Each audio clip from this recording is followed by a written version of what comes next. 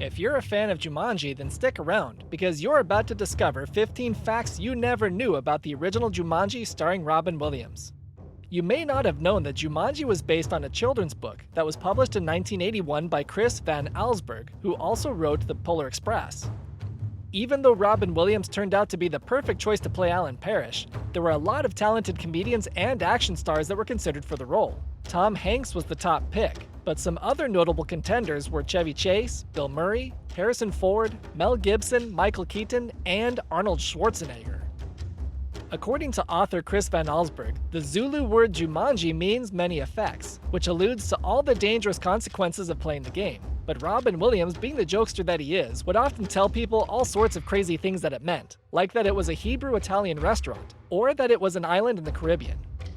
Robin Williams had a pretty lonely childhood, which helped him to relate to Alan Parrish. Williams was an only child, and he didn't have a lot of friends since both his parents worked and they moved him around a lot, which he said helped him connect with Alan Parrish's fear of isolation and abandonment.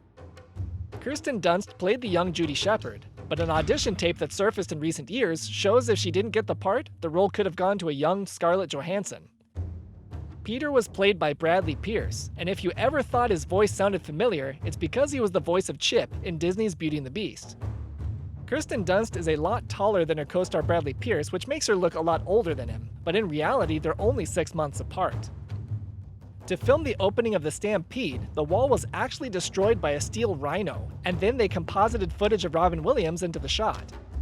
Alan's dad and Van Pelt were played by the same actor in order to portray how the game takes your darkest fears and makes them an exaggeration of reality. In this regard, Van Pelt is symbolic of how Alan needed to survive the constant pressure put upon him by his father, and learn to confront his fear of having to grow up. The music playing in the gun store was the Mexican National Anthem, but the music had to be changed when the movie was released in Mexico, because it's against the law there for the anthem to be used for commercial or comedic purposes. When Van Pelt is chasing Sarah and the kids around Sir Save-A-Lot, the filmmakers drew inspiration from Home Alone 2 because of some obvious similarities. They both have a young kid that builds contraptions to stop the bad guy, who puts green stuff on the floor to make the bad guys slide around for a bit, who screams when he's lost control of the situation, and then paint cans fall over on him. Robin Williams once got a little too into character while wrestling the crocodile, and he accidentally roughed up the puppeteer inside it. I was wrestling this crocodile, and I was like, oh yes, yes, and I pounded it on the head, and all of a sudden from inside I heard, hey! There was this guy in there going, hey, it's me, man, it's Tim! Cut the overacting, man, it's hard in here, I just had a burrito, don't do that! They used the same set from most of the house scenes throughout the movie, which is why the Christmas party at the end of the movie had to be filmed first, because after that, the crew had to destroy the house one section at a time for all the scenes that were shot during the game.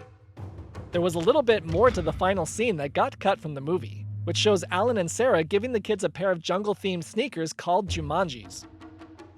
For how widely praised Jumanji is by the general public, it's surprising that Roger Ebert gave it 1.5 stars, and criticized the movie for being marketed as a family film when he deemed it was way too scary for children.